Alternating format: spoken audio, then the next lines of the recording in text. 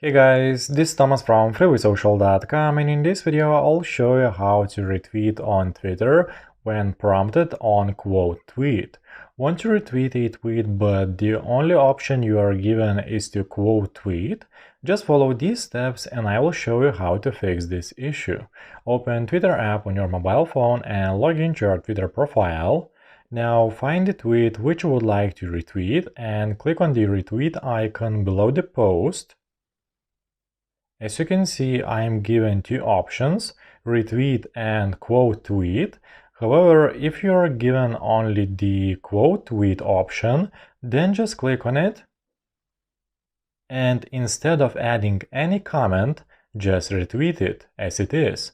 This tweet will be retweeted the same as a standard retweet. That's it. I hope this guide was helpful and you're able to retweet on Twitter when prompted to quote tweet. Don't forget to like this video and visit us at freewaysocial.com.